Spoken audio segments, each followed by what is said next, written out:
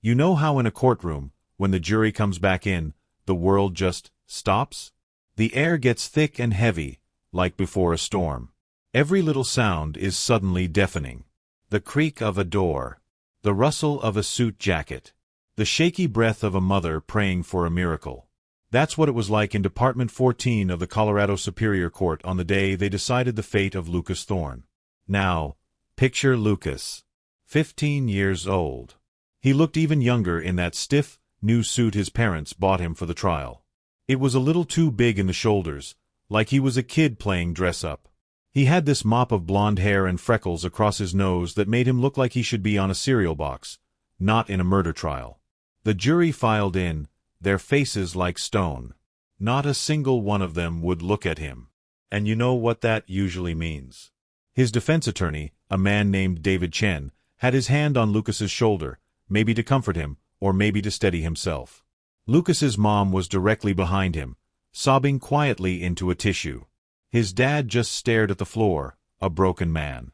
But Lucas was calm. Unnaturally calm. He was just watching.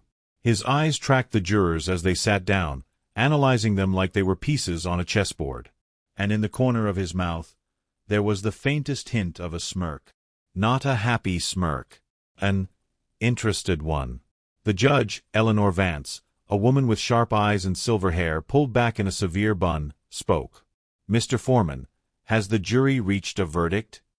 The foreman, a tired-looking man in his 50s, stood up. He held a single piece of paper that held Lucas Thorne's entire future. "We have, Your Honor." This was it. The moment everything had been building toward for months. The entire courtroom leaned forward, a single entity holding its breath. The clerk took the paper and brought it to the judge. She read it, her face giving nothing away. She handed it back. "Would the defendant please rise?" And Lucas did. He stood up smoothly. No hesitation. His cuffed hands rested in front of him. He didn't look at his parents. He didn't look at his lawyer. He kept his eyes on the foreman. The clerk began to read. "On the count of murder in the first degree in the death of Margaret Albright, we, the jury, find the defendant guilty."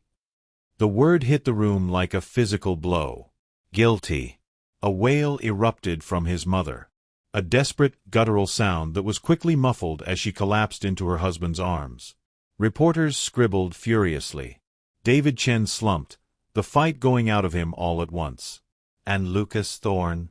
He laughed. It wasn't a nervous chuckle. It wasn't a scoff of disbelief. It was a genuine, full-bellied, uncontrolled burst of laughter. It was the kind of laugh you let out with your best friends watching a comedy, a sound of pure, unforced amusement. It echoed in the stunned silence of the courtroom, wrong and horrifying and chilling to the bone. He threw his head back and laughed. For a few seconds, everyone was just too shocked to move. This wasn't in the script. This wasn't how this was supposed to go. He was supposed to cry. He was supposed to collapse. He was supposed to show remorse. But laughter? This was something else entirely. Now, let's pause here for a second. Because I need to ask you something. Where are you right now, listening to this? Are you somewhere dark, with the rain tapping against your window? Or are you driving home, watching the city lights blur past? Wherever you are, just take a second and look around you. Feel the reality of your world. Because the world inside that Colorado courtroom was about to be shattered. If you're not subscribed, you might want to hit that button now. Because this story is about to take a turn into a darkness that nobody in that room saw coming. The bailiff finally jolted into action, grabbing Lucas's arm to quiet him. But the laughter had already done its damage. It had ripped away the final shred of the misunderstood teen narrative. Everyone in that room heard it. They heard the truth in that sound. It was the sound of a soul that wasn't just broken, but empty. But one person was watching closer than anyone else.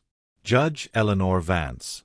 While everyone else was staring at Lucas in horror, her eyes were narrowed, her head tilted just slightly. She wasn't just reacting to the laughter. She was recognizing it. It was a look of dawning, terrible comprehension, like she'd just heard a song she hadn't heard in years, a song she associated with something awful. She watched as Lucas finally got his laughter under control, wiping a tear from his eye as if he'd just heard the best joke of his life. He looked around the room at all the stunned, pale faces, and that smirk returned, wider and colder now. And that's when Judge Vance moved. She picked up her gavel, not to bring the room to order, but to command absolute silence. The sharp crack of wood on would cut through the chaos. The room fell quiet again, everyone turning to her. Lucas looked up at her, his eyes bright with smug victory. He probably thought she was about to sentence him. He was ready for his next line in the play. But Judge Vance didn't look at the sentencing guidelines. She leaned forward, her gaze locked on Lucas, and her voice was low, steady, and carried more weight than the guilty verdict itself. "Mr. Thorne," she said, "that sound you just made. I have heard it before." A fresh wave of confusion rippled through the courtroom. Lucas's smirk flickered, just for a fraction of a second. The judge continued, her voice dropping even further, making everyone lean in to hear. 7 years ago. A cold case. A witness description of a juvenile suspect seen near the scene. The one thing the witness never forgot was the laughter. You could see the confusion on Lucas's face now. Genuine confusion. This wasn't part of his plan.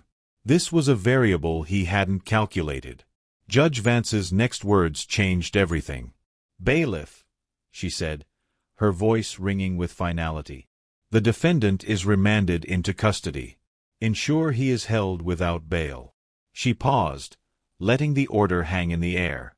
Then she added, "And begin the paperwork for a new arrest. This court is reopening the case of the state versus John Doe in the disappearance of Samuel Jones." The gasp this time wasn't just about shock.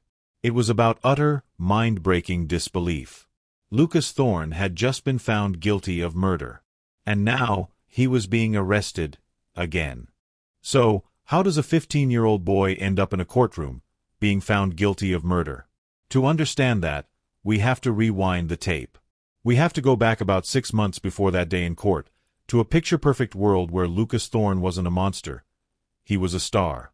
Picture a neighborhood called Crestwood Hills. You know the type. The kind of place where the lawns are so green they look photoshopped, where every car is freshly washed, and on a quiet afternoon, the only sounds are the hum of a lawnmower and the thwack of a sprinkler hitting a white picket fence. It was the kind of place where nothing bad ever happened. Until it did. And in the center of it all was Lucas. If Crestwood Hills had a prince, it was him. I'm not exaggerating. He was the kid every parent pointed to. Why can't you be more like Lucas Thorne? He had a 160 IQ. He was the undefeated captain of the debate team. He was a state-level swimmer with a wall full of blue ribbons. He was also, and this is the really disturbing part, incredibly charming. He had this way of looking at you, making you feel like you were the most interesting person in the world. He'd remember your name, ask about your sick dog, help you carry your groceries. He was, for all appearances, the perfect all-American boy. His parents, Mark and Sarah, they adored him. They were good, solid people. Mark was an engineer, Sarah was a nurse. They believed they'd won the parenting lottery. They'd beam with pride when he'd hold the door open for someone, or when he'd give up his Saturday to tutor a struggling freshman. They saw the straight-A report cards and the sportsmanship awards. They saw exactly what Lucas wanted them to see. Because when Lucas was alone in his bedroom, with the door locked, a different boy emerged. The posters of sports cars and bands on his wall? They were just a backdrop. The real Lucas was in his desk drawer, hidden beneath a false bottom. That's where he kept his other notebooks. These weren't for school. These were his planning journals. He didn't write about crushes or video games. He wrote about things like blood spatter patterns and alibi construction. He had pages dedicated to police interrogation techniques, with notes on how to spot lies in an officer's questions. He studied old, unsolved crimes the way other kids study for a math test, analyzing where the killers went wrong, how he could have done it better. And sometimes, he'd sit in front of his mirror, and he'd practice. Not his smile. He had that down perfect. No, he'd practice looking sad. He'd practice looking shocked. He'd practice crying on command. He was rehearsing for a role he hadn't even been cast in yet. Now, remember the victim, Margaret Albright? She lived 2 doors down. A sweet, retired librarian who lived for her prize-winning rose garden. She was everyone's favorite neighbor. She'd bake lemon poppy seed bread and bring it over to new families. And Lucas? He was always so kind to her. He'd stop and compliment her roses, ask about the different varieties. He'd offer to carry her heavy bags of potting soil. She told his parents more than once what a wonderful, mature young man they were raising. But one afternoon, Lucas was helping her weed a flower bed. She offered him a glass of iced tea, and as she handed it to him, their hands touched. And she later told her husband, with a little shiver, that Lucas's hands were ice-cold. And his eyes. For just a second, when he thought she wasn't looking, they weren't the eyes of a polite teenager. They were flat, empty, like 2 little blue stones. She shook it off, of course. She thought, silly old woman seeing things. The sun was in her eyes. But that feeling, that little prickle of unease, stayed with her. It was the one tiny crack in the perfect golden picture of Lucas Thorne. A crack that, very soon, was about to split wide open. So, we come to the night it happened. The night Lucas Thorne decided to stop planning and start doing. To turn his dark, theoretical fantasies into a brutal, physical reality. Think about what it takes to actually do it. To look at another human being, a person who has never done you any harm, and decide you are going to end their life. For most of us, the very thought is unthinkable. It's a line we cannot cross. For Lucas, it wasn't a line at all. It was a finish line. The final exam in a subject he'd been studying for years. It started with the weather. A thick Colorado fog had rolled in, blanketing Crestwood Hills, swallowing up the streetlights and turning the familiar houses into vague, gloomy shadows. It was a detail Lucas had noted in his journal days before. Optimal conditions, low visibility, sound dampening. He waited until his parents were asleep. He could hear his father's faint snoring from down the hall. The house was quiet. Then, he got to work. He put on a pair of disposable coveralls, the kind painters use.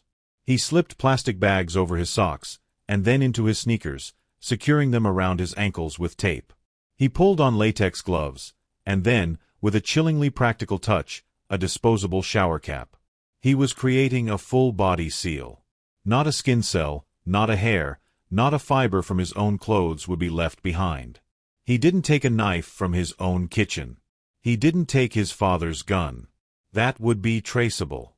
Instead, he went to the garden shed in his own backyard. He selected a pair of heavy-duty gardening shears. They were sharp, effective, and completely untraceable to him. They were the same kind of shears Margaret Albright used in her own garden. It was a twisted, poetic detail I think he enjoyed. Then, he slipped out his bedroom window. He didn't walk down the street. He moved through the backyards, a ghost in the fog, using the fences and trees as cover. He knew the route by heart. He'd practiced it 6 times. At Margaret's house, he found the spare key right where he knew it would be, under the fake rock near the back porch. He'd watched her use it weeks ago. He let himself in. The house was dark and quiet. It smelled of lemon polish and old books. He could hear the soft, rhythmic ticking of a grandfather clock in the hall. He stood there for a moment, just listening, adapting. He was calm. His heart wasn't racing. According to his own notes later, his pulse was a steady 68 beats per minute. He found Margaret in the living room. She'd fallen asleep in her armchair, a book open on her lap, a half-finished cup of tea on the side table.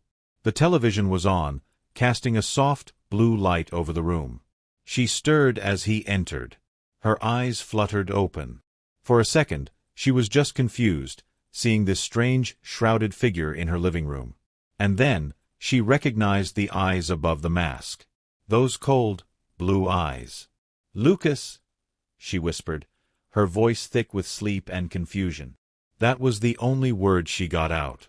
He was efficient, clinical. There was no rage, no passion. It was a procedure.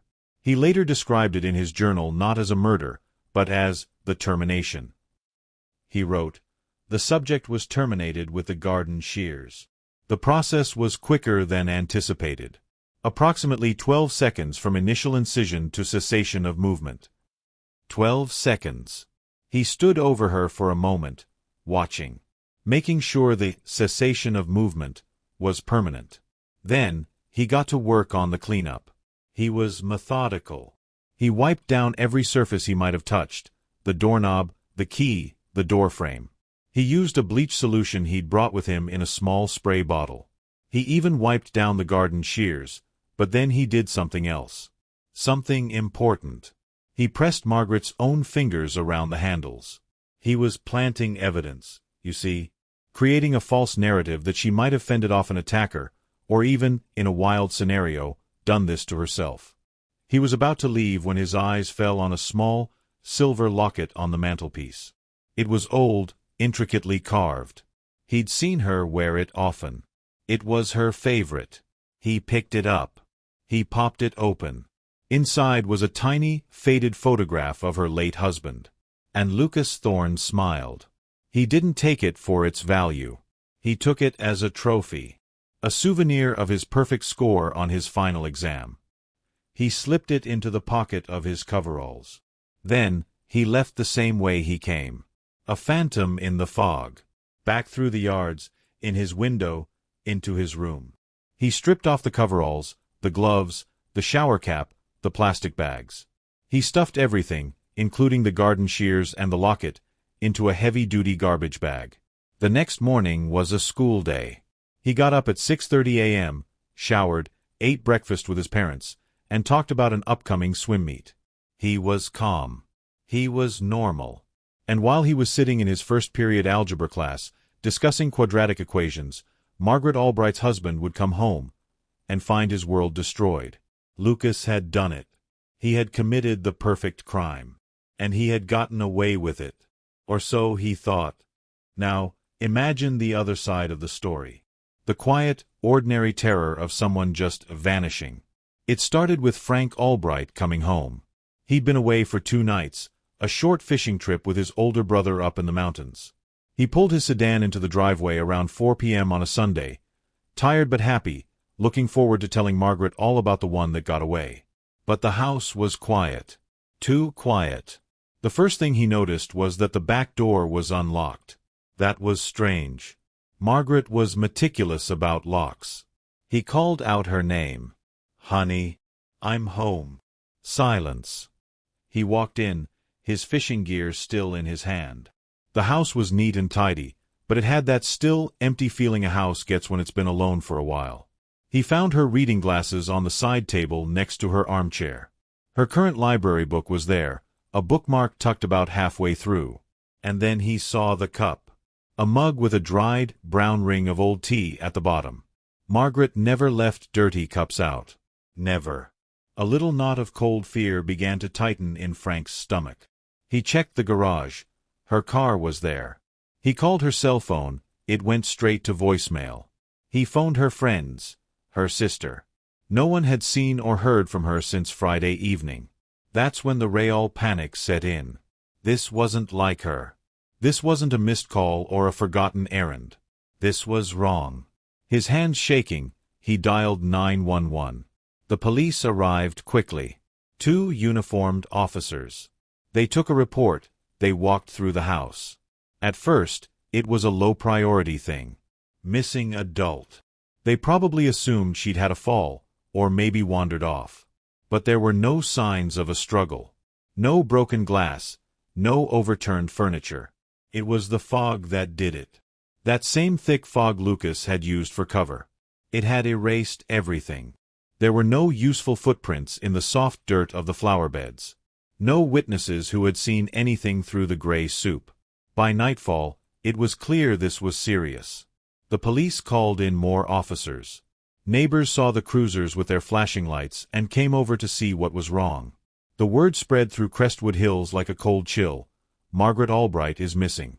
And this is where Lucas Thorne made his next move. He didn't hide. He didn't stay in his room, pretending to be busy. He and his parents walked over to Frank's house to see if they could help. Lucas looked the picture of concerned innocence.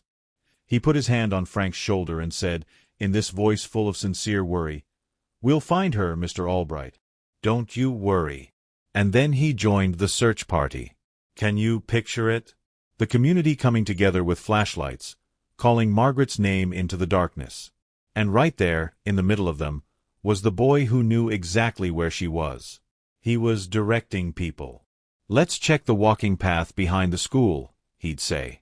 Or, "Maybe she went to check on the community garden." He was leading them away. Every suggestion was a misdirection. At one point, he was searching near the very ravine where he'd left her body. He shone his flashlight down into the darkness, turned to the man next to him, and said, with perfect tragic conviction, "It's so dark down there. It gives me a bad feeling." He was performing, and he was loving it. He was the star of his own dark play, and the entire town was his audience. He was watching the chaos he'd created unfold, and he was standing right in the center of it, completely unseen. The search went on for hours, until the police called it off for the night. They'd resume at first light. Everyone went home, hearts heavy with fear and confusion. Lucas Thorne went home, too. He ate a late dinner with his parents, who praised him for being so compassionate and helpful. Then he went up to his room, closed the door, and took out his journal. He had a new entry to make. The search for Margaret Albright started again at first light. But she wasn't found by a police officer or a neighbor. She was found by a man named Ben, a hiker who liked to get an early start on the trails that wound through the woods behind Crestwood Hills. He was following a path along the edge of a steep ravine, a place the search parties had only scanned from above with flashlights the night before. The fog had lifted, and the morning sun was cutting through the pine trees. That's when he saw it. A flash of color down in the gully that didn't belong. A splash of floral pattern against the dull green and brown of the forest floor. He thought it was a discarded blanket at first. Maybe some trash. But something about it, the shape of it, made him stop. He carefully picked his way down the steep, muddy slope, his hiking boots slipping on the wet leaves. The closer he got, the colder he felt. It wasn't a blanket. It was a housecoat. And inside it, Ben would later tell the police that he screamed. A short, sharp sound that was swallowed by the trees. He scrambled back up the hill, his heart hammering against his ribs, his hands scraped and dirty. He fumbled for his phone, his fingers trembling so badly he could barely dial 911. Within 20 minutes, the peaceful ravine was swarming with police. They cordoned off the area with that bright, yellow tape that screamed something terrible has happened. The medical examiner's van arrived, a stark, white vehicle that felt like an intruder in the quiet woods. And that's when Detective Maria Reyes got the call. Detective Reyes wasn't from Crestwood Hills. She'd transferred from a busy Denver precinct a few years back, looking for a quieter life. She had seen the worst of what people can do to each other, and the sight of this perfect, manicured suburb had never quite lulled her into a sense of peace. She always had a feeling, deep in her gut, that a place this clean was just hiding its dirt better. She stood at the top of the ravine, looking down at the scene. She didn't need to go down there yet to know what she was dealing with. She could see it in the way the crime scene techs moved, slow, deliberate, somber. She could see it in the way the body was positioned, discarded like a piece of garbage. This wasn't an accident. This wasn't a random attack. When she finally suited up and made her way down, the smell hit her first. The sweet, cloying smell of death mixed with the damp earth. She knelt a few feet from the body, her eyes taking in every detail without flinching. Margaret Albright's injuries were brutal, excessive. This wasn't a single, desperate blow. This was rage. Or, as Reyes would later write in her initial report, something that mimicked rage, but felt colder. She looked at the murder weapon, still at the scene. The gardening shears. She noticed something odd. The handles had been wiped clean, too clean. But there, pressed into the rubber grips, were faint, smudged impressions that could have been fingers. It was messy, contradictory. A rookie cop might have thought it was a struggle. But to Reyes, it looked staged. like someone was trying to paint a picture of a frantic fight that never really happened. She looked from the body, back up toward the neat, orderly houses of Crestwood Hills perched on the ridge above. The contrast was jarring. Up there, it was a world of backyard barbecues and sprinklers on green lawns. Down here, it was a nightmare. She turned to the officer next to her, her voice low and steady. "This wasn't random," she said. He knew her. This was personal. The hunt for a missing person was over. Now, the hunt for a killer had begun. And Detective Reyes had a sinking feeling that the answer wasn't hiding in the shadows of the city. It was living in one of those pretty houses with a perfectly mowed lawn, looking just like one of them. So, Lucas Thorne had done it. He'd committed the perfect crime, the investigation was going nowhere, and life in Crestwood Hills was slowly, painfully, trying to return to normal. The memorial service was over. The news vans had packed up and left. The story was fading from the headlines. And for a predator, that's a dangerous time. The quiet after the storm. That's when overconfidence creeps in. It had been about 3 weeks since Margaret's body was found. Lucas was back at school, back on the swim team, back to being the golden boy. But he had a secret. A little piece of his victory that he carried with him. The locket. He'd kept it hidden away in his room, tucked inside a hollowed-out chess piece. But just looking at it in private wasn't enough anymore. He needed to feel the thrill of having it out in the open. Right under everyone's noses. So, one Tuesday he decided to wear it. He tucked it under his t-shirt, against his skin, feeling the cold metal against his chest. It was his secret. His trophy. And it made him feel powerful. He was careful, at first. But then, during gym class, he was changing back into his school clothes. The locket was hanging out on the outside of his t-shirt for a moment, clear as day. A girl named Chloe saw it. Chloe was in his history class. She was also the granddaughter of Margaret Albright's bridge partner. She pointed at it. "Hey, that's pretty, Lucas. I've never seen you wear jewelry before." Lucas didn't miss a beat. He picked up the locket, looked at it almost sadly, and said, "Oh, this? It was my grandmother's. She left it to me when she passed. I just started wearing it recently. Makes me feel like she's close, you know." His performance was perfect. The slight catch in his voice. The wistful look in his eyes. Chloe bought it completely. "That's really sweet, Lucas," she said. "It's beautiful." And that should have been the end of it. But Chloe couldn't shake the feeling that she'd seen that locket before. It was so distinctive, with that intricate, swirling floral pattern. Later that night, she was at her grandmother's house for dinner. And as her grandmother was showing her some old photos, there it was. In a picture from a community garden party, there was Margaret Albright, smiling, with that exact same locket clearly visible around her neck. Chloe's blood ran cold. She tried to rationalize it. It's a coincidence. Maybe it was a common design. Maybe Lucas's grandmother had the same one. But the design was so unique. And the timing. Lucas only started wearing it after Margaret was murdered. A sick, cold feeling settled in the pit of her stomach. She knew, with a terrifying certainty, that it was Margaret's locket. Meanwhile, across town, Detective Reyes was hitting wall after wall. The forensic evidence from the ravine was useless, contaminated by the rain and the search party. The gardening shears were a dead end, sold at every hardware store in the state. She was sitting in her office, staring at the caseboard, photos of Margaret Albright's smiling face staring back at her. She was missing something. She knew it. Her partner, a younger detective named Miller, stuck his head in. Autopsy reports as expected. Nothing new. You want to call it a night. Reyes didn't look away from the board. He took something, she said quietly. What? The killer. He took something. A souvenir. A trophy. This wasn't just about killing her. It was about winning. And winners like to keep a prize. Okay, Miller said, skeptical. But what? We didn't find anything missing from the house. Frank Albright said nothing was taken.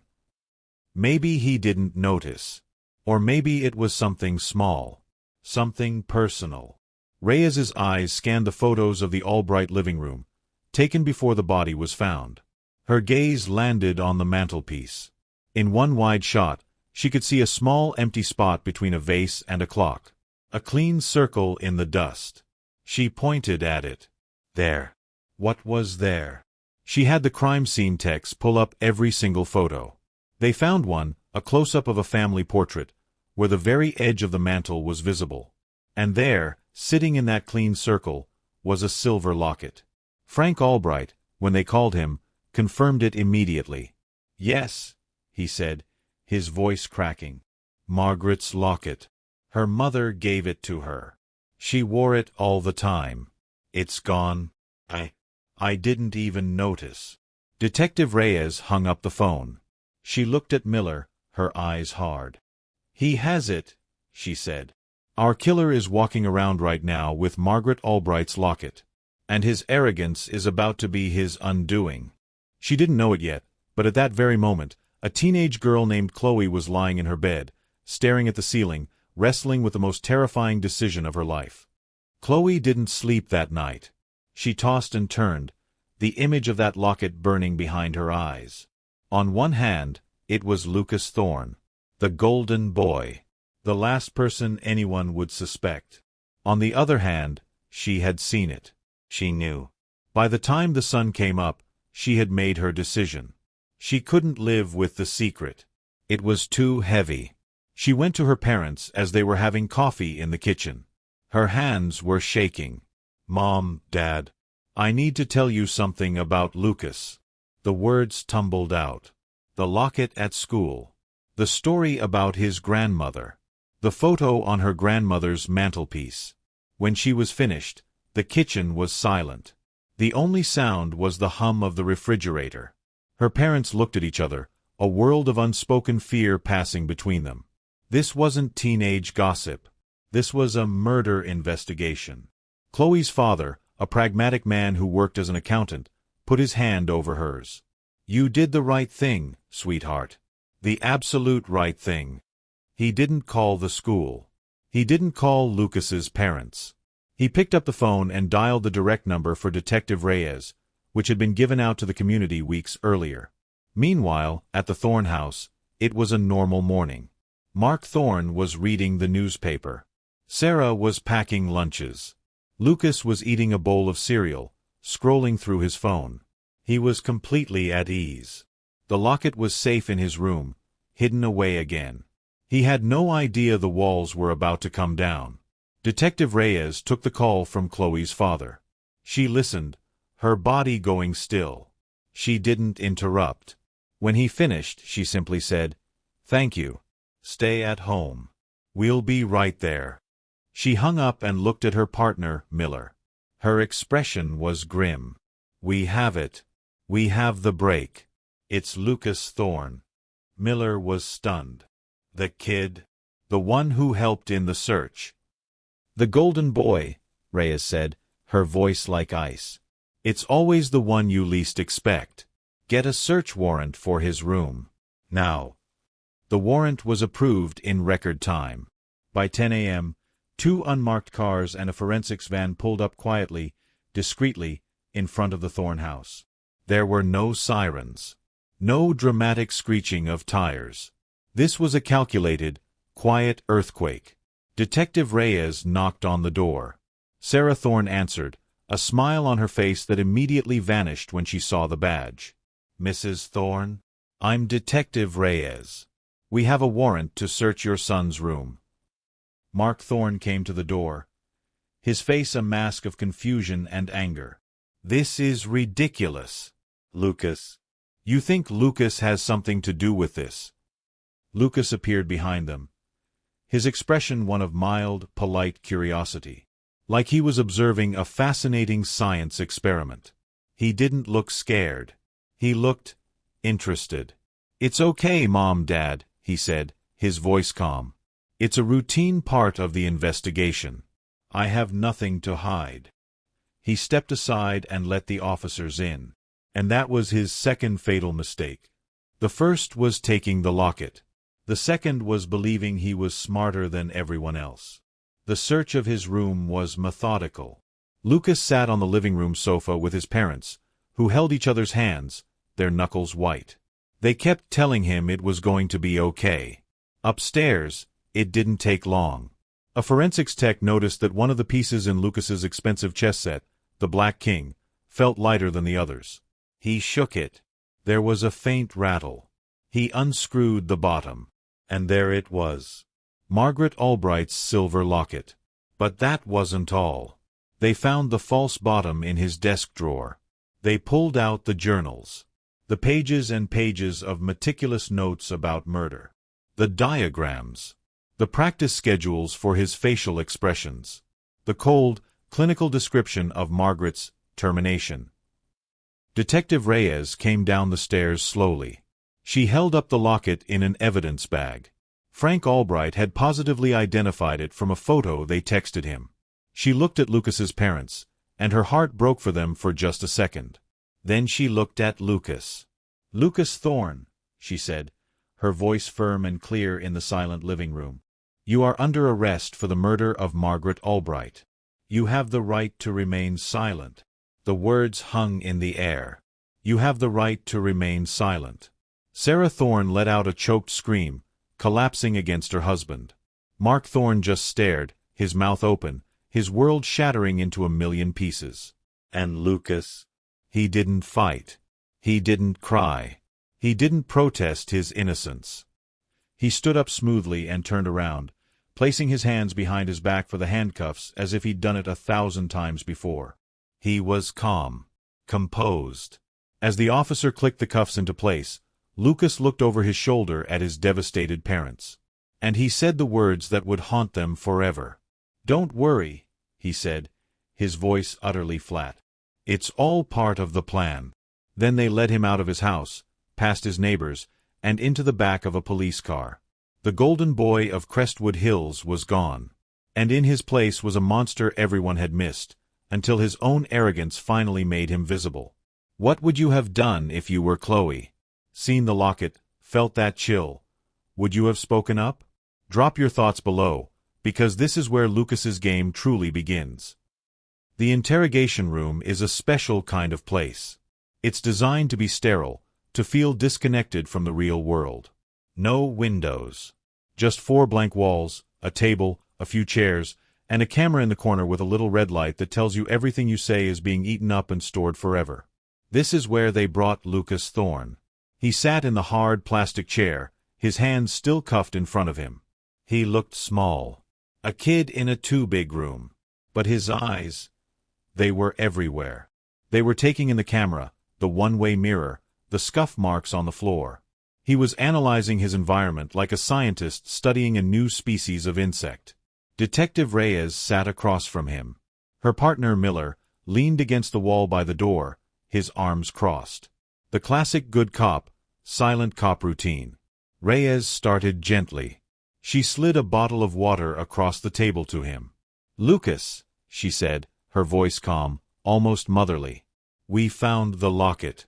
We found your journals. We know what happened. Why don't you tell us your side of the story? Help us understand." Lucas looked at the water bottle but didn't touch it. He smiled, a small, polite smile. "My side of the story is that there's been a terrible misunderstanding. The locket was a gift. The journals are for a novel I'm writing. Fiction." His voice was calm, measured. There was no tremor, no fear. For an hour, Reyes patiently laid out their evidence. The locket, hidden away. The journals with their chillingly accurate descriptions of the crime scene, details that had never been released to the public. The timeline that placed him near Margaret's house. And for every piece of evidence, Lucas had a smooth, prepared answer. "The locket? A friend gave it to me. I don't want to get them in trouble, so I hid it. The journals? I'm an aspiring crime writer. I read about the case in the news and used it for inspiration. It's called creative license. The timeline. I was on a walk. I often take walks to clear my head. It's a coincidence." He wasn't just denying it. He was debating it. He was treating it like a high school debate tournament. He'd tilt his head and say, "With all due respect, detective, that's a logical fallacy. Correlation does not imply causation." Detective Miller, the supposed bad cop, finally pushed off the wall, his patience gone. He slammed his hand on the table, making the water bottle jump. "Stop playing games, kid. A woman is dead. We have you. Why don't you just admit it?" And Lucas didn't even flinch. He actually seemed to enjoy it. He looked at Miller the way a professor looks at a struggling student. "Officer," Lucas said, his tone almost pitying. "Elevated volume and aggressive posturing are counterproductive in an interrogation. They trigger a subject's defensive mechanisms. It's in all the manuals." He was quoting their own training back at them. He was analyzing their technique. Reyes felt a cold knot tighten in her stomach. This wasn't a scared teenager. This was something else. He was dissecting them, studying their methods, learning from them. She realized with a sinking feeling that for Lucas, this wasn't an interrogation. It was a masterclass. She changed tactics. She leaned forward, her voice dropping to a whisper, like they were sharing a secret. "Lucas, help me understand. What did it feel like, in that moment, when you realized you had the power to end a life?" For the first time, Lucas's eyes lit up with genuine interest. Not with remorse, but with intellectual curiosity. The mask slipped, just for a second. "It was efficient," he said, his voice thoughtful. "The human body is surprisingly fragile. The literature suggests a greater resistance, but in practice—" He trailed off, and then, as if remembering where he was, he quickly added, "which is what my character would have felt, of course. In my novel." He'd almost slipped. They all felt it. The air in the room got heavier. Reyes pressed her advantage. "Your character? Lucas, we have you. The evidence is overwhelming. The only thing left is the why. Help us understand the why, so we can all get some closure." Lucas looked at her, and for a brief, chilling moment, all the pretense was gone. The polite student, the dutiful son, the aspiring writer, it all vanished. What was left was something cold and hollow. "Why does a painter paint?" he asked, his voice flat. "Why does a musician compose? It's a compulsion. An experiment to see what you're capable of. To see if you can create something perfect." He leaned back in his chair, the cuffs clinking on the table. "And some experiments are more successful than others." He didn't say anything else after that. He just requested his lawyer. The game was paused, not over. As they led him out of the room, Detective Miller turned to Reyes, his face pale. "My God," he whispered. "He's not sorry. He's proud." Reyes stared at the empty chair. Lucas's final words echoed in her mind. Some experiments are more successful than others. She wasn't thinking about a trial anymore. She was thinking about a predator. And one terrifying, unanswered question. If that was his successful experiment, how many other, less successful ones had there been before? Now, let's step into a different kind of prison. A professional one. This is the story of David Chen, the court-appointed defense attorney for Lucas Thorne. David was a good man. A bit tired, a bit cynical after 15 years in the public defender's office, but he believed in the system. He believed everyone, no matter how heinous the crime, deserved a vigorous defense. It was the bedrock of justice. Then he met Lucas. Their first meetings were in the county jail, in a small, sterile room not unlike the interrogation room. David came in with a legal pad, ready to hear the tearful protests of a wrongfully accused kid, or the chaotic, emotional confession of a troubled one. He got neither. Lucas was sitting perfectly still, his hands folded on the metal table. He looked up at David and said, "Your win-loss record is impressive, Mr. Chen. 68% acquittal or reduced sentencing in felony cases. But your performance in the Henderson trial last year was weak. You should have challenged the DNA evidence chain of custody more aggressively." David stood there, his legal pad suddenly feeling useless. This wasn't normal. He sat down, trying to regain control of the conversation. Lucas, my job is to help you. But I need you to be honest with me. Tell me what happened that night. Lucas smiled. It was a patient smile. What happened is irrelevant. What we need to discuss is strategy. The prosecution's case is entirely circumstantial. The locket is questionable chain of evidence. The journals are protected as creative writing. I've prepared a list of motions for you to file. He slid a handwritten document across the table. It was meticulous. It cited case law, legal precedents, and procedural technicalities David hadn't even considered. It was, frankly, brilliant. And it was utterly chilling. This became their pattern. David would show up as the experienced legal expert, and Lucas would proceed to school him. He'd dissect police reports, find inconsistencies in witness statements, and outline complex legal strategies with the cold precision of a surgeon. He wasn't trying to prove his innocence. He was playing a very, very sophisticated game. One afternoon, David was frustrated. Lucas, if we're going with an insanity plea, the psychiatrist needs to evaluate you next week. We need to start building a narrative. Lucas's smile vanished. An insanity plea is admitting defeat, he said, his voice sharp. It's conceding that I did it. We are not conceding. We are attacking the evidence. We are creating reasonable doubt. And how do we explain the journals? David asked, exasperated. How do we explain your knowledge of the crime? We don't explain it, Lucas said calmly. We force them to disprove that it's fiction. The burden of proof is on them, remember? That's the law. He said the word law with a kind of intimate contempt, like it was a set of silly rules in a game only he understood. But the worst part, the thing that kept David up at night, were the little slips. The unguarded moments. Once, while discussing the timeline of the murder, Lucas referred to it as the Albright experiment. He caught himself immediately, but David had heard it.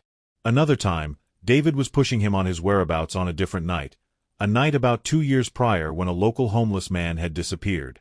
The case was never solved. Lucas's eyes had flickered with something. Not fear, but interest. Why are you asking about that? Lucas had asked. His head tilted. It's just a question, Lucas. Where were you? Lucas leaned back, a faint, knowing smile on his lips. I don't recall. But it's fascinating, isn't it? How some people just vanish. The world doesn't even notice. David left the jail that day and stood in the parking lot, taking deep breaths of the cold air. He looked down at his hands. He was a defense attorney. His job was to defend his client.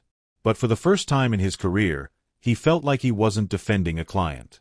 He was being used as a tool by a brilliant, remorseless predator. He was helping Lucas play the next move in his game. And the most terrifying question of all was starting to form in David's mind. How many moves had there been before this one? He was defending a boy accused of one murder. But he was becoming increasingly afraid that he was looking at a killer who was just getting started. The day the trial began, the atmosphere outside the courthouse was like a circus. News vans with giant satellite dishes crowded the streets. Reporters stood in front of cameras, speaking in those grave, serious tones they use for national tragedies. Protesters held signs saying, "Justice for Margaret," right next to signs saying, "Free Lucas," as if they were talking about two completely different people. Inside, it was different. The air was thick and still. The wood-paneled courtroom felt ancient and heavy with judgment. Every sound, the click of a briefcase, a nervous cough, the rustle of a court reporter's dress, echoed. This was it, the main event. Lucas Thorne walked in, wearing a new, better-fitting suit. This one made him look less like a boy and more like a young man. His hair was neatly combed. He looked respectful, subdued. He sat next to David Chen, his hands folded on the table, the picture of quiet attention. But if you looked closely, you'd see it. His eyes weren't downcast or fearful. They were scanning the room, the jury box, the judge's bench. He was assessing his audience. His parents were in the front row. They looked like they'd aged 10 years in as many weeks. His mother's eyes were permanently red-rimmed. His father just stared straight ahead, as if he could barely process where he was. Then the bailiff called out, "All rise!" and Judge Eleanor Vance entered, her black robe flowing behind her. The room rose as one. The gravity of the moment settled on everyone's shoulders. The prosecutor, a tough, no-nonsense woman named Angela Rossi, stood up for her opening statement. She didn't shout. She didn't need to. Her voice was calm, clear, and carried a quiet fury. "This case," she began, "is not a mystery. It is a tragedy built on a foundation of arrogance." She laid it all out, point by point. The hidden locket. The chilling journals. The cold, calculated planning. She painted a picture of Lucas not as a troubled teen, but as a brilliant, narcissistic killer who believed he was smarter than everyone in the room. Then, it was David Chen's turn. He walked slowly to the jury box, his shoulders slightly slumped. He looked like a man carrying a great weight. "Ladies and gentlemen of the jury," he said, his voice weary. "What you are about to hear is a story. A story constructed by the police and the prosecution to fit their narrative. They have taken a gifted, imaginative boy and they have twisted his creativity into something monstrous." He talked about Lucas's high IQ, his interest in crime fiction, his social isolation. He called the journals dark creative writing, and the locket a tragic coincidence. He was building the misunderstood genius defense, brick by painful brick. And through it all, Lucas listened. He would occasionally nod, just slightly, when David made a good point. He was directing the play, and David was his lead actor. The first few days were a parade of evidence. The forensic experts, the crime scene photos, Frank Albright's heart-wrenching testimony. Lucas remained calm through it all, taking notes on a legal pad like the star student he used to be. But then, they called Chloe to the stand. You remember Chloe, the girl who saw the locket. She looked terrified. Her voice was small as she described seeing the necklace at school, asking Lucas about it, and then the horrifying moment she recognized it in her grandmother's photograph. The prosecutor was gentle with her.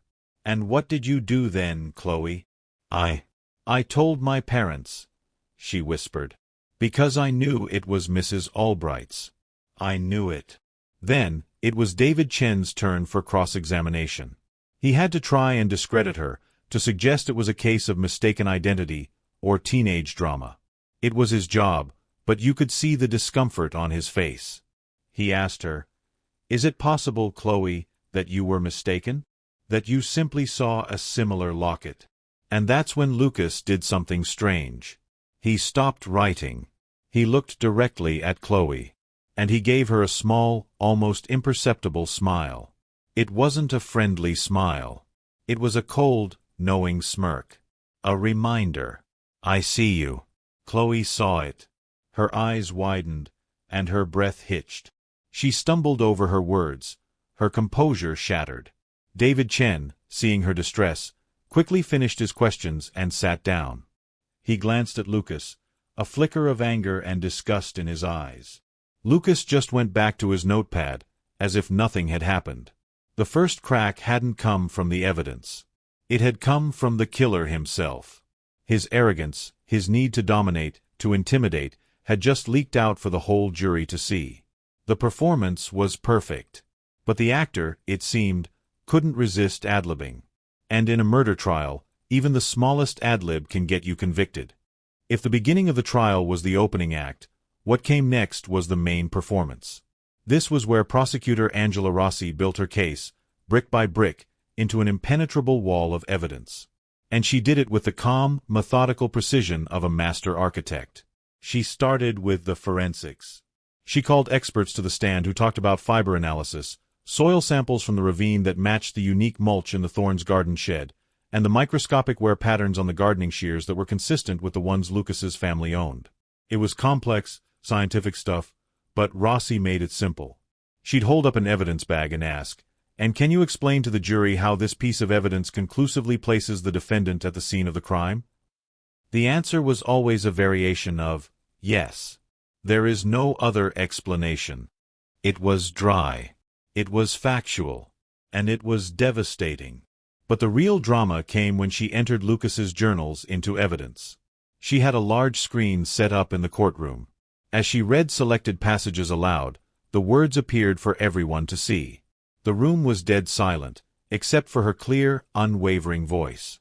She read his entry from the night of the murder. The fog provided optimal coverage. The subject was terminated with minimal sound. The cleanup was efficient. A successful experiment. Someone in the jury box gasped. Lucas's mother let out a soft sob and buried her face in her hands. But Rossi wasn't done.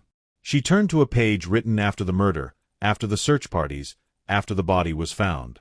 Lucas had written, "The emotional responses of the community are fascinating. Their grief is so loud, so messy. It's a predictable, yet inefficient, reaction to a biological cessation. The coldness of it. The utter lack of humanity. You could feel the mood in the courtroom shift. The curiosity turned to revulsion. The sympathy for the brilliant, misunderstood boy was evaporating like water on a hot skillet. And through it all, Lucas just sat there. He watched the screen with a detached interest, as if he were critiquing someone else's work. He didn't look angry or scared. He looked appreciative, like an artist seeing his painting displayed in a museum. Then came the locket. Prosecutor Rossi held up the small, silver necklace in its plastic evidence bag. She walked slowly in front of the jury. "This isn't just a piece of jewelry," she said, her voice dropping to a near whisper. "This is a trophy. This is the proof of his arrogance. He didn't just kill Margaret Albright. He wanted a piece of her. He wanted to keep his victory close." She then called Frank Albright back to the stand. He identified the locket, his voice breaking as he described the photo of his late father-in-law that was still inside. The emotional weight of that moment was immense. This wasn't a theory anymore. This was a stolen piece of a grieving man's heart. David Chen did his best on cross-examination. He tried to paint the journals as the dark fantasies of a creative, isolated teenager. He tried to suggest the locket could have been planted. But the evidence was just too heavy. His arguments sounded weak, desperate, like trying to hold back a tidal wave with a broom. The most chilling moment, however, didn't come from a piece of evidence. It came from Lucas himself. During a short recess, as the bailiffs were leading him out of the courtroom, he passed by the prosecution's table. Prosecutor Rossi was gathering her papers, not paying him any mind. Lucas stopped. Just for a second. He looked at her, and in that calm, polite voice of his, he said, "You're presenting my work quite well. Your narrative structure is effective." Rossi froze, her papers in her hand. She looked up at him, her eyes wide with a mixture of shock and disgust. He wasn't taunting her. He wasn't being defiant. He was giving her a performance review. The bailiff jerked his arm, pulling him along. But the damage was done. Several jurors, packing up their own things, had seen and heard the entire exchange. Their faces were pale. When the trial resumed, Rossi had one final piece to play. She called the lead investigator, Detective Reyes, back to the stand. "Detective," Rossi asked, "based on your expertise and your review of all the evidence, including the defendant's own writings, what was the primary motive for this crime?" Reyes looked directly at Lucas. Her gaze was steady, her voice firm and clear.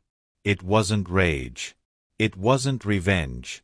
It was intellectual curiosity," she said. "The defendant didn't kill Margaret Albright because he hated her. He killed her for the same reason a child might pull the wings off a fly. To see what would happen. To see if he could get away with it. The motive was arrogance." As she said that word, arrogance, it hung in the air, finally giving a name to the cold, terrifying thing that had been sitting in the courtroom for days. The prosecution rested its case. They had presented a mountain of proof. They had the murder weapon, the trophy, the killer's own confession in his journals. But as everyone filed out, the lingering question wasn't about the evidence anymore.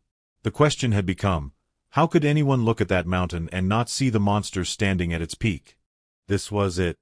the moment everything had been building toward. The jury had deliberated for less than 6 hours. 6 hours. When you hear that in a murder trial, you know what it means. There wasn't much to debate. The courtroom was packed, the air so thick with tension you could barely breathe. Lucas Thorne sat at the defense table, his posture perfect. He looked calm. No, it was more than that. He looked satisfied. Like a student who's just aced a final exam and is waiting for his A+ to be officially announced. His parents weren't there. They couldn't bear it. The stress, the shame, the horror, it had finally become too much. The two people who loved him most in the world were absent for the most important moment of his life. The jury filed in. Their faces were like stone masks.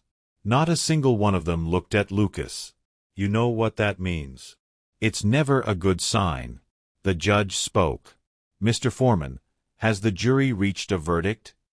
The foreman, a man who looked exhausted down to his very soul, stood up. He held that single piece of paper that held a universe of pain. We have, Your Honor. The clerk took the paper, walked it over to Judge Vance. She read it, her face giving away absolutely nothing. She was a monument of impartial justice. She handed it back. Will the defendant please rise and face the jury? Lucas stood up. Smooth. Confident. He adjusted his tie slightly.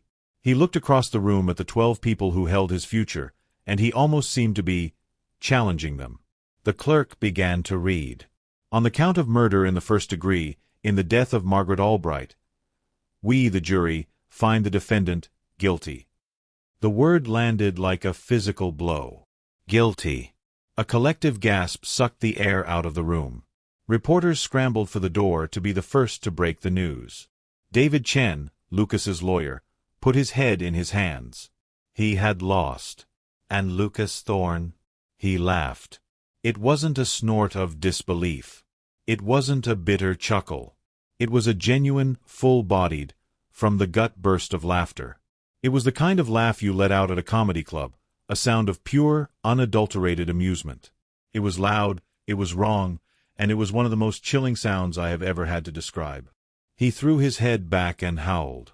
For a few seconds, everyone was frozen in a tableau of shock. The bailiffs, who were moving to cuff him, stopped in their tracks. The judge stared down from her bench, her brow furrowed. This wasn't in the script. This wasn't human. Inside Lucas's mind, it all made perfect sense. He wasn't hearing a death sentence. He was hearing the starting pistol for his next game. The appeals process. The media attention. The book deals. He was already planning his defense for the Supreme Court, imagining himself as a legendary outlaw. The guilty verdict wasn't an end, it was a promotion. The bailiff finally recovered, grabbing Lucas's arm roughly. That's enough. But the laughter had done its work. It had ripped away the final, fragile veil. Everyone in that room heard the truth in that sound. It was the sound of a soul that wasn't just broken, but simply absent. But one person was watching closer than anyone else. Judge Eleanor Vance. While everyone else was staring at Lucas in stunned horror, her eyes were narrowed. She wasn't just reacting to the laughter. She was listening to it. Really listening. Her head was tilted, her gaze distant, as if she were hearing an echo from a long, long time ago. She watched as Lucas finally got his laughter under control, wiping a tear of mirth from his eye. He looked around the room at all the pale, shocked faces, and that cold, superior smirk returned. He had terrified them, and he loved it. Judge Vance's eyes widened. A flash of memory. A cold case file from her days as a prosecutor, buried in the back of a drawer. A witness statement. A detail everyone had dismissed. She picked up her gavel. The sharp crack cut through the chaos like a gunshot.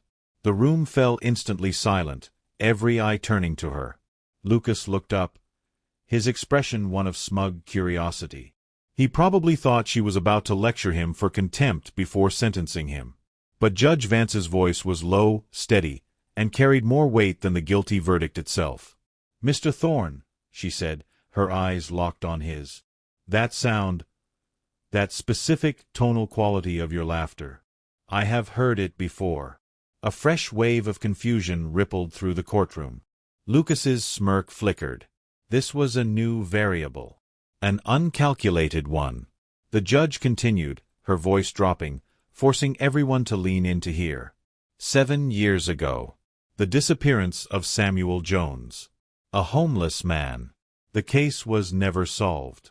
But there was one witness. A woman who heard a juvenile male near the riverbank where Mr. Jones was last seen. She said he was laughing. She never forgot the sound. She described it to me as childlike, but empty. Like a recording of laughter, with no joy behind it. You could see the confusion on Lucas's face turn to something else. Something wary. Judge Vance leaned forward, her gaze piercing. You would have been 8 years old, Lucas. The room was utterly still. You could have heard a pin drop. Judge Vance's next words changed everything. Bailiff, she commanded, her voice ringing with absolute finality. The defendant is remanded into custody following this verdict. Ensure he is held without bail. She paused, letting the order hang in the suffocating air. Then she added the words that would make headlines around the world. And begin the paperwork for a new arrest. This court is reopening the case of the state of Colorado versus John Doe in the disappearance of Samuel Jones. The gasp this time wasn't just about shock. It was about the ground falling away, revealing a bottomless darkness beneath. Lucas Thorne had just been found guilty of murder. The case was closed. And now, in the very same moment, he was being arrested for another. The case was just beginning. So, how could a laugh, a simple sound, change everything? To understand that, we have to leave the modern courtroom for a moment. We have to travel back in time, to a different life, a different case, and a younger Eleanor Vance. 7 years ago, Eleanor wasn't a judge. She was a prosecutor, and a damn good one. She was driven, passionate, and she believed she could fix every broken thing in the world by putting the bad guys away. One of her cases was the disappearance of a man named Samuel Jones. Samuel was a homeless veteran who spent his days near the Platte River, a man most of the world had forgotten. When he vanished, there was no family to raise a fuss. No news coverage. It was a quiet, sad case that landed on Eleanor's desk because no one else wanted it. The investigation went nowhere. No body was ever found. No clear motive. The only lead was a single witness, a young nurse named Anna, who'd been cutting through the riverfront park on her way home from a late shift. She told Eleanor that she'd seen a young boy, maybe 7 or 8 years old, down by the water's edge. He was blond, well-dressed, like he'd wandered away from a nice family picnic.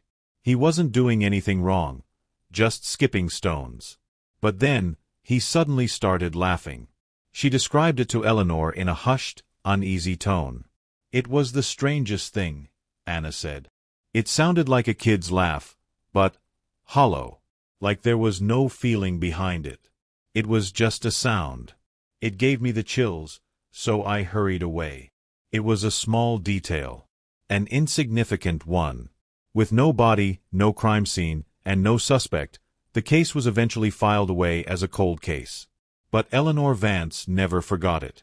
That witness's description of the laughter, childlike, but empty, it stuck with her. It was a haunting little melody that she could never quite get out of her head. Years passed. She became a judge. She moved on to bigger, more high-profile cases. But sometimes, in a quiet moment, she'd think about Samuel Jones and the boy with the hollow laugh. Now, flash forward to the Lucas Thorne trial.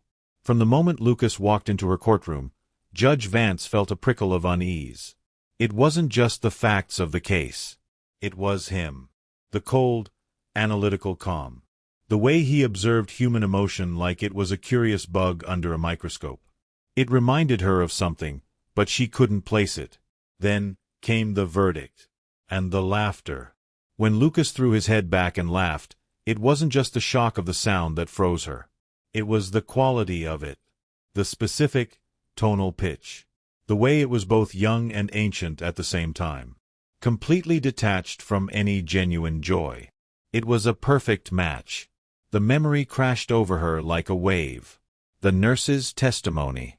The riverbank. The description, childlike, but empty.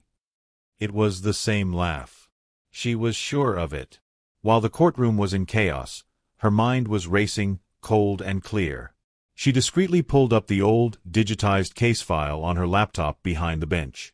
Samuel Jones. The timeline fit. Lucas would have been 8 years old. The location fit. The riverfront park was only a few miles from Crestwood Hills. It wasn't just a hunch anymore. It was a connection. A thread, thin but strong, connecting the boy who skipped stones by the river to the young man who coldly documented a murder in his journal. This wasn't a random impulse. This was a pattern. A sickness that had been growing inside Lucas Thorne for most of his life. Margaret Albright wasn't the beginning. She was just the first one he'd gotten messy with. The first one anyone had noticed. Samuel Jones was the practice run. The experiment that, in Lucas's mind, had been a complete success. Because who looks for an 8-year-old killer?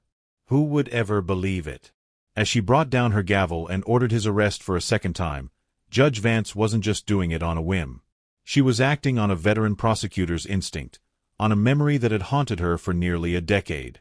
She was looking at Lucas Thorne and finally seeing the whole, terrifying picture. He wasn't a teenager who snapped. He was a predator who had been honing his craft since childhood. And his arrogance, his belief that his laughter made him superior, was the very thing that had finally, after all these years, betrayed him. With Lucas Thorne already convicted and headed for a life behind bars, you might think the police would have breathed a sigh of relief. Case closed. Move on. But the opposite happened. That new arrest warrant, the one for the Samuel Jones case, ripped the case wide open. It was like detectives had been trying to solve a jigsaw puzzle with half the pieces missing, and Judge Vance had just handed them the other half. The investigation didn't end. It exploded. Detective Reyes and her team descended on the Thorne house again. This time, they weren't just looking for evidence of one crime. They were archaeologists of evil, digging for a much deeper history. They started with Lucas's room. They took apart everything. They pulled up floorboards, unscrewed air vents, and scanned the walls for hollow spots. They found his first hiding spot, the hollow chess piece, too easily. They knew a planner like Lucas would have a backup. It was Detective Reyes who found it. She was looking at a shelf of school trophies, for swimming, for debate, for academics. One of them, a debate trophy from when he was 12, felt strangely heavy. She unscrewed the marble base. And there it was. His first journal. The one he'd kept before upgrading to the sophisticated notebooks. The writings in this one were simpler, more childish, but somehow even more chilling.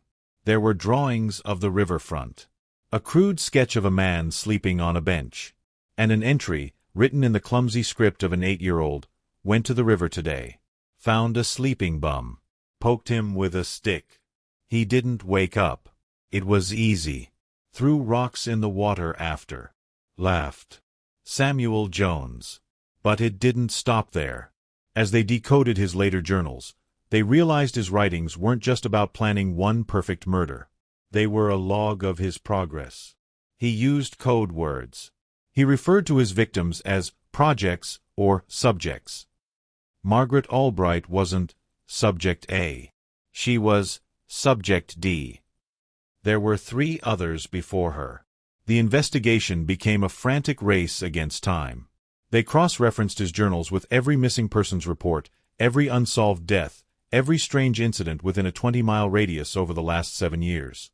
They found Subject B, a runaway teenager whose disappearance was chalked up to her just moving on. Lucas's journal described terminating a subject near the train yard who was causing a nuisance. The timeline and location matched perfectly. They found Subject C, a missing tourist from a state park. The official report suggested he'd fallen while hiking. Lucas's journal described an experiment with gravity on the cliff trails. He wrote about watching the body fall and the surprisingly loud sound of impact. One by one, cold cases were being solved. Not with a bang, but with the quiet, horrifying click of a puzzle piece sliding into place. Detective Reyes stood in the evidence room, surrounded by the physical proof of Lucas's secret life. The locket, the journals, a transit ticket from the train yard, a rock from the state park cliffs, which he'd kept as another trophy. She felt a sickness that had nothing to do with the long hours or the bad coffee. It was a soul sickness. The sheer, terrifying scale of it. This wasn't a one-time killer. This was a serial predator who had been operating in the shadows since he was a child, hidden by his age, his intellect, and his perfect all-American face. Her partner, Miller, walked in, his face pale.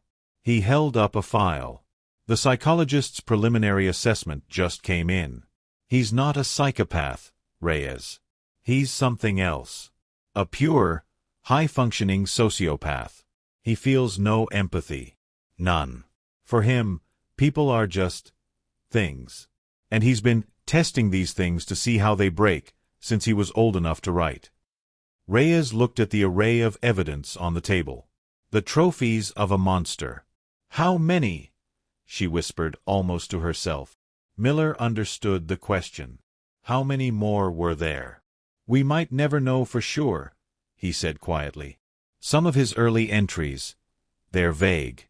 He talks about the neighborhood cats going quiet, or the little bird that wouldn't fly away. The implication hung in the air, more terrifying than any direct confession. The killing didn't start with people. Probably started with animals. And then it escalated. The perfect crime he thought he'd committed with Margaret Albright was just the latest in a long, dark line. He hadn't been caught because he made one mistake.